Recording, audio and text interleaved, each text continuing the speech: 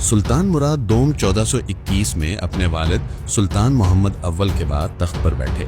انہیں وراثت میں ایک ایسی سلطنت ملی تھی جو امیر تیمور کے حملے کی وجہ سے بکھرنے کے بعد ابھی سنبھل رہی تھی۔ مراد ایک امن پسند اور خدا ترس انسان تھے۔ ان کا دل جنگ و جدل سے زیادہ شعر و شاعری، علم اور تصوف میں لگتا تھا، لیکن ان کی قسمت میں یورپ کی متحدہ عیسائی افواج سے سلطنت کا دفاع کرنا لکھا تھا۔ اپنے دور حکومت کے ابتدائی 20 سال سلطان مراد مسلسل جنگوں میں مصروف رہے۔ انہوں نے بلقان کی ریاستوں جیسے سربیا اور ہنگری کے خلاف کئی کامیاب مہمات کی اور سلطنت کی سرحدوں کو محفوظ بنایا، لیکن ان جنگوں نے انہیں تھکا دیا تھا۔ وہ اپنے بیٹے شہزادہ علاؤالدین کی اچانک موت سے بھی دل برداشتہ ہو گئے تھے۔ ان کا دل دنیا کے معاملات سے اچاٹ ہو گیا تھا۔ 1444 میں ہنگری کے ساتھ ایک 10 سالہ امن معاہدہ کرنے کے بعد سلطان مراد نے ایک ایسا قدم اٹھایا جس نے پوری دنیا کو حیران کر دیا۔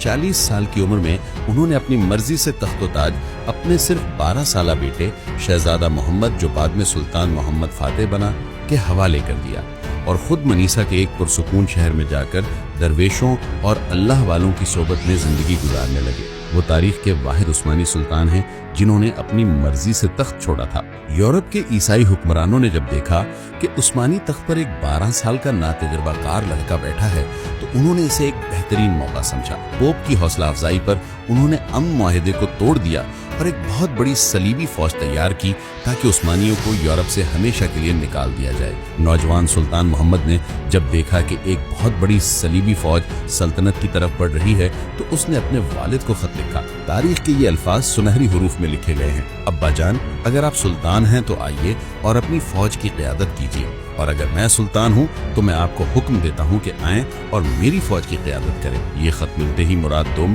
اپنی درویشی چھوڑ کر اٹھے اور اپنی قوم کو بچانے کے لیے واپس اڈرنا پہنچے۔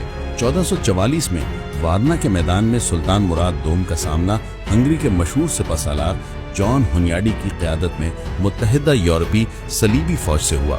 یہ ایک انتہائی سخت اور خون ریز جنگ تھی۔ ایک موقع پر صلیبی فوج کا حملہ اتنا شدید تھا کہ عثمانی فوج کے قدم اکھڑنے لگے، لیکن سلطان مراد چٹان کی طرح اپنی جگہ پر کھڑے رہے اور اپنی فوج کا حوصلہ بڑھایا۔ آخرکار عثمانیوں نے ایک شاندار فتح حاصل کی اور ہنگری کا بادشاہ میدان جنگ میں مارا گیا۔ اس فتح نے یورپ میں عثمانی سلطنت کو اگلے کئی 100 سال کے لیے مستحکم کر دیا۔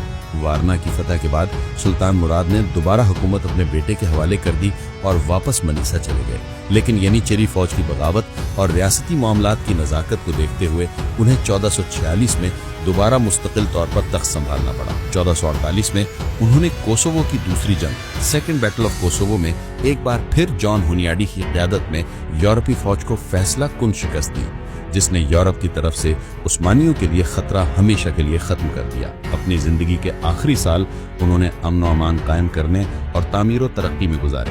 1451 میں ان کا انتقال ہوا اور انہیں برسا میں ان کی اپنی بنوائی ہوئی مسجد کے احاطے میں دفن کیا گیا۔ ان کی وصیت یہ تھی کہ ان کی قبر کو کھلا چھوڑ دیا جائے تاکہ اللہ کی رحمت کی بارش براہ راست ان پر پڑ سکے اور ان کے ارد گرد قرآن پڑھنے والوں کے لیے جگہ بنائی جائے۔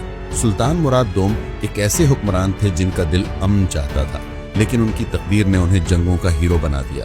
وہ ایک عظیم جنگجو، ایک رحم دل انسان اور ایک ایسے باپ تھے جس نے اپنی قوم اور اپنے بیٹے کی پکار پر اپنی پرسکون زندگی قربان کر دی۔ انہوں نے نہ صرف سلطنت کو بچایا بلکہ اسے اتنا مضبوط کر دیا کہ ان کے بیٹے سلطان محمد فاتح نے آگے چل کر قسطنطنیہ کو فتح کر کے تاریخ کا دھارا ہی بدل دیا۔